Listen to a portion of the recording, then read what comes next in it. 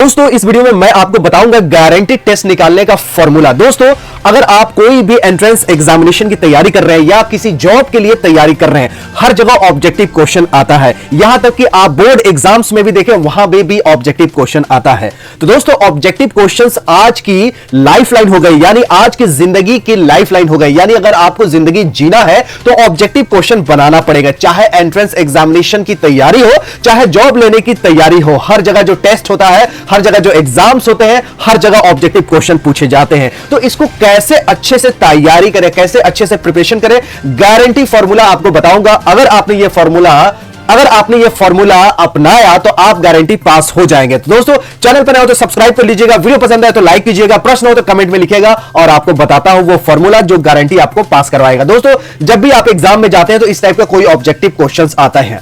Objective questions में 4 option होते हैं, क्वेश्चंस होता है, उसके बाद 4 ऑप्शन में से कोई एक ऑप्शन आपको टिक करना होता है और आपको एक टिक जैसे करेंगे तो आपको 1 number, 2 number, 3 number, 4 number, 5 number मिलता है। अगर आप गलती करते हैं तो इसका पेनाल्टी भी होता है, निगेटिव मार्किंग भी होता है। तो दोस्तों कैसे आपको गारंटी टेस्ट पास करना है, तो दोस्तों जब भी ऑब्जेक्टिव क्वेश्चन सॉल्व करते हैं तो आप 10 साल का, 20 साल का ऑब्जेक्टिव क्वेश्चन सॉल्व करते हैं। लेकिन मैं आपको इस फॉर्मूले से, अगर मेरे फॉर्मूले से आपको चलना है तो सिर्फ 2 या 3 साल का अगर क्वेश्चन पेपर सॉल्व किया तो आपका एंट्रेंस एग्जामिनेशन में पक्का हो जाएगा। और जॉब के लिए 5 साल का अगर आपने पेपर सॉल्व कर लिया तो आपका जो भी जॉब्स की तैयारी कर रहे हैं, एसएससी सीजीएल का हो या जो भी state level, central level, PSUs में, रेलवे में, बहुत जगह एंट्रेंस एग्जामिनेशन होते हैं। तो अगर इस फॉर्मूले से आपने तैयारी किया तो आपको गारंटी जॉब के लिए 5 साल का पेपर और एंट्रेंस एग्जामिनेशंस के लिए 2 या 3 साल का पेपर ही आपको टेस्ट निकलवा सकता है। तो दोस्तों कैसे करनी है तैयारी, तो तैयारी करने के लिए सबसे पहले आपको एक नोटबुक खरीदनी होगी जिसमें आपको नोट्स बनाने होंगे। नोट्स जो आपका हैंड राइटिंग का होता है वो एग्जाम से पहले बहुत सटीक काम करता है। तो आप अपने हैंड राइटिंग का नोट्स बनाएं जो कि एग्जाम के 1 दिन पहले, 2 दिन पहले अगर आप वो नोट्स पढ़ेंगे तो आपको आसानी से समझ में आएगा। किताब क्या है, सागर है, और सागर में अगर पढ़ने चलेंगे तो शायद आप पानी पूरा पी नहीं पाएंगे। तो दोस्तों ऑब्जेक्टिव क्वेश्चन, जैसे पहला क्वेश्चन है कि इलेक्ट्रॉन, प्रोटॉन्स, ये मैंने ऑब्जेक्टिव जो क्वेश्चन लिया है ये 10वीं बेस, 9वीं बेस के लिए, इसलिए क्योंकि दोस्तों आप लोगों ने सभी ने 10वीं कर रखे हैं, इसलिए आपको समझ में आएगा। मैंने ऐसे क्वेश्चंस नहीं लिया जो आईएएस का क्वेश्चंस आया हुआ हो या एसएससी सीजीएल का क्वेश्चन आया हुआ हो या पीएसयू का, बीटेक का, एमबीबीएस का क्वेश्चन आया हुआ हो। मैंने ऐसा सिंपल क्वेश्चन लिया है जो कि 9वीं बेस पे, जो कि 10वीं बेस पे है, जो कि आसानी से समझ में आए, ऐसा मैंने क्वेश्चन लिया है।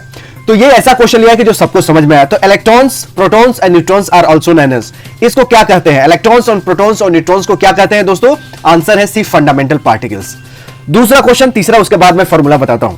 According to Dalton the smallest particle of matter is atom. Smallest जो पार्टिकल है कोई भी मैटर का वो है एटम, सबसे छोटा जो कण है वो एटम ही होता है। तीसरा question, cathode ray consist of, cathode ray जो होता है वो क्या होता है? तो कैथोड रे की जब भी आप बात करते हैं वो होता है इलेक्ट्रॉन का पार्टिकल्स, राइट, ये इलेक्ट्रॉन का पार्टिकल्स होता है। तो बी आंसर। तो दोस्तों आपको कैसे अच्छे से तैयारी करनी है, तो आपको क्या लिखना है, कोई भी ऑब्जेक्टिव क्वेश्चन उठाना है किसी भी साल का, किसी भी बुक का, तो आपको जो भी उसमें पहले क्वेश्चन पे रिसर्च करना है।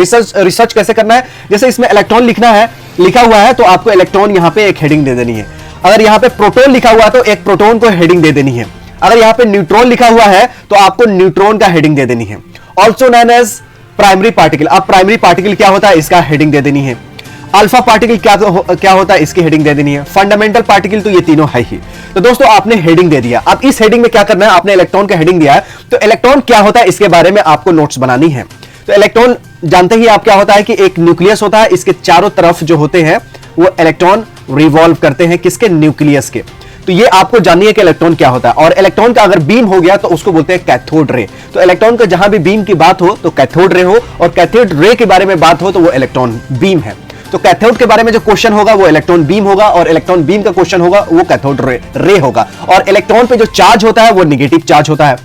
इलेक्ट्रॉन बीम को बीटा पार्टिकल के नाम से भी जाना जाता है। इलेक्ट्रॉन पे जो मास होता है 9.1 इंटू 10 के पावर -31 kg होता है। तो आपने इलेक्ट्रॉन के बारे में पूरा रिसर्च कर लिया और नोट्स बना लिया, जैसे इसमें इलेक्ट्रॉन आया। उसी तरह प्रोटॉन के बारे में आपको नोट्स बनानी है। प्रोटॉन क्या होता है कि न्यूक्लियस में होता है, प्रोटॉन एटम के न्यूक्लियस में प्रोटॉन होता है, इसमें पॉजिटिव चार्ज होता है और इसमें जो वेट है वो आप देख सकते हैं, जैसे आपका इलेक्ट्रॉन का वेट है उसी तरह प्रोटॉन का वेट है 1.67 10 के पावर -27 kg। अब बात करते हैं अल्फा पार्टिकल क्या है। अल्फा पार्टिकल वो पार्टिकल है जिसमें 2 प्रोटॉन 2 न्यूट्रॉन को एक स्ट्रीम होता है। एक रे होता है जिसको अल्फा पार्टिकल कहते हैं। तो अल्फा पार्टिकल प्रोटॉन और न्यूट्रॉन से मिलकर बना होता है और बीटा पार्टिकल इलेक्ट्रॉन से बना होता है। और हम बात करेंगे न्यूट्रॉन। न्यूट्रॉन पे कोई चार्ज नहीं होता, लेकिन मास जो होता है वो प्रोटॉन में जितना होता है उसी के बराबर होता है। सब कोई पढ़ा है इलेक्ट्रॉन, प्रोटॉन, न्यूट्रॉन, इसलिए मैं ऐसा सिंपल एग्जांपल लेके आया हूं, 9वीं 10वीं का एग्जांपल लेके आया हूं, जिसको आपको समझ में आए कि कैसे ऑब्जेक्टिव क्वेश्चन को ऐसे सॉल्व करना है कि गारंटी आप पास हो गए। नहीं तो अगर आप सिर्फ ABCD बना रहे हैं तो अपने आप को सिर्फ धोखा दे रहे हैं। डाल्टन की जो थ्योरी है, आपको डाल्टन की एक टॉपिक लिखना है कि डाल्टन। अब डाल्टन ने क्या बोला था कि सबसे स्मॉलेस्ट जो पार्टिकल है मैटर का, वो क्या है? एटम है। तो डाल्टन का थ्योरी कब आया था, क्या डाल्टन के थ्योरी में था, इसका भी नोट्स आपको बनाने हैं। अब कैथोड रे जो होता है, इसमें क्या होता है? इलेक्ट्रॉन्स होता है। तो इलेक्ट्रॉन्स के बारे में ये क्वेश्चंस हो गए। अब प्राइमरी पार्टिकल की बात हो रही थी, इसमें सेकेंडरी पार्टिकल भी होगी, जाहिर सी बात है। तो सेकेंडरी पार्टिकल क्या होता है और प्राइमरी पार्टिकल होता क्या है? प्राइमरी पार्टिकल वो होता है जो डायरेक्टली रिलीज होता है एयर में बाय हवा। हवा चलती है तो उससे रिलीज होता है, या कहीं पे कुछ जलता है, चाहे लकड़ी जलता हो या पेट्रोल जलता हो या कोयला जलता हो, तो जो भी कंबशन होता है, धुआं जो निकलता है, जो धुआं निकला हुआ है वो प्राइमरी पार्टिकल है। या हवा चलती है, जो धूल निकलता है वो प्राइमरी पार्टिकल है। जो हवा में धूल तैरता है वो प्राइमरी पार्टिकल है। या कोई भी और इंसान की जो एक्टिविटी है उससे कोई भी पार्टिकल निकलता है तो उसको प्राइमरी पार्टिकल कहते हैं। सेकेंडरी पार्टिकल क्या होता है? Secondary particle direct human activity या डायरेक्टली हवा बहने से नहीं निकलता है, डायरेक्टली कंबशन से नहीं निकलता है। जो प्राइमरी पार्टिकल निकले हुए रहते हैं, इससे दो से कंबाइन करके तीसरा प्रोडक्ट बनाता है। यानी प्राइमरी जो पार्टिकल होते हैं, जैसे HC है, नॉक्स है, ठीक है, तो HC है और नॉक्स है, दोनों मिलकर क्या बनता है? ओजोन बन जाता है। तो ये दो पार्टिकल है जो दोनों प्राइमरी है, दो प्राइमरी मिलके सेकेंडरी पार्टिकल बनता है। उसी तरह जो NO2 होता है डायरेक्ट नहीं बनता है, नाइट्रोजन ऑक्साइड होता है प्लस वाटर जो होता है हवा में, उससे मिलने से NO2 बनता है। एसिड रेन जो होता है, जैसे ताजमहल फीका पड़ रहा है और बड़े बड़े जो मॉन्यूमेंट्स हैं, जो आजकल पॉल्यूशन ज्यादा होता है उसके वजह से एसिड रेन होता है। तो एसिड रेन डायरेक्ट नहीं होता है, कैसे होता है कि जो सल्फर डाइऑक्साइड है और बारिश होती है तो सल्फर डाइऑक्साइड पानी से रिएक्ट करके एसिड रेन बनाता है। तो इस एसिड रेन जो होती है, जो भी मॉन्यूमेंट्स पे होते हैं, तो ये क्या होता है, कहीं कहीं पेड़ पे अगर एसिड रेन होता है तो पेड़ बर्बाद हो जाता है, अगर किसी इमारत पे होता है तो उस इमारत को भी बर्बाद करता है। तो एसिड रेन क्या है? सेकेंडरी पार्टिकल है, क्योंकि ये दो प्राइमरी पार्टिकल से मिलकर बनता है। तो दोस्तों, जब भी आप मल्टीपल चॉइस क्वेश्चन सॉल्व करें या ऑब्जेक्टिव टाइप क्वेश्चन सॉल्व करें, तो एक एक इसमें जो भी शब्द लिखे होते हैं उस शब्द का नोट्स बनाएं। और मैं कहता हूं कि अगर आप 2 या 3 साल का सिर्फ क्वेश्चन पेपर इस हिसाब से सॉल्व करते हैं तो आपको गारंटी टेस्ट निकल जाएगा एंट्रेंस एग्जामिनेशन का। अगर आप जॉब के लिए तैयारी करते हैं तो जॉब में ज्यादा कंपटीशन होता है। जॉब के लिए अगर 5 साल का क्वेश्चन पेपर अगर सॉल्व करते हैं तो आपको गारंटी जॉब भी मिल जाएगा। किस हिसाब से कि एक ऑब्जेक्टिव क्वेश्चन पकड़ना है, उसमें जो भी शब्द आते हैं सारे शब्द को आपको नोट्स बनानी है। ऐसे आप 3 साल का पेपर करिए तो एंट्रेंस एग्जामिनेशन निकल जाएगा। एडमिशन के लिए अगर आपने 5 साल का इस हिसाब से रिसर्च करके ऑब्जेक्टिव क्वेश्चन सॉल्व करते हैं तो आपका जॉब निकल जाएगा। और जो बोर्ड के एग्जाम्स देने वाले स्टूडेंट्स हैं उनमें भी आजकल बिहार बोर्ड में 50% क्वेश्चंस पेपर आ रहे हैं और इस साल CBSE बोर्ड में भी ऑब्जेक्टिव क्वेश्चंस ज्यादा आएंगे। तो ऑब्जेक्टिव क्वेश्चंस को कैसे सॉल्व करेंगे, बोर्ड के एग्जाम में भी अच्छे नंबर ला सकते हैं। एग्जाम के बाद higher qualification, higher university, higher college में एडमिशन लेना है टेस्ट देके, उसमें भी आपको आसानी से मिल सकता है ऑब्जेक्टिव क्वेश्चंस के इस टिप से।